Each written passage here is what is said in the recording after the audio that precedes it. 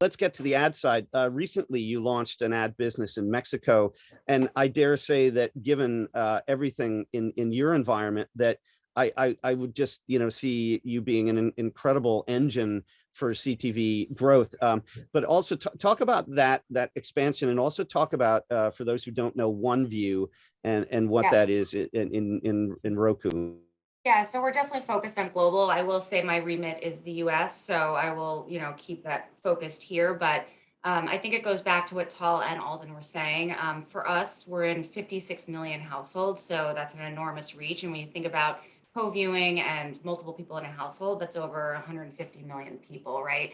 And for Roku and really the entire addressable streaming television landscape, it really goes back to the data.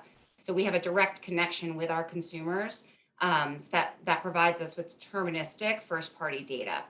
So we utilize that for targeting and such.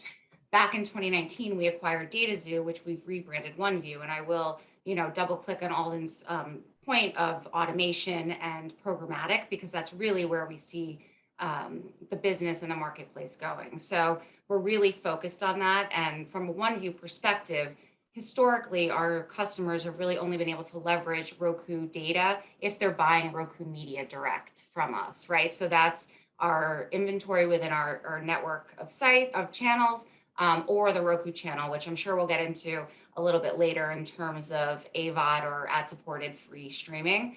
Right. But now with OneView, we're able to allow our customers to leverage the Roku data, not just on Roku media, but as they start to expand and bring in other deals into the platform, they can apply Roku data to their Hulu deal, their Pluto deal, the Tubi deal, and not just streaming deals, but as we think about cross channel. So historically, streaming television, OTT, whatever you call it, in the living room has been a branding vehicle. We've seen television dollars move our way.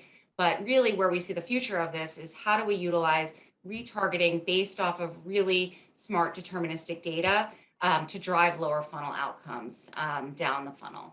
Right, because and by the way, for those who don't know, you had just purchased DataZoo, I guess not too long ago. So you're looking cross-channel, and I think for those who are familiar with where Roku started, that's a really interesting way to build value across the whole sort of schema, if you will. I mean, and what I think is interesting as well is that of course, and I know this isn't necessarily your purview, but it can't be denied that what Roku has achieved during the pandemic is just incredible, not just in terms of numbers, but also the launch of Roku Originals. The Roku channel just keeps going from strength to strength.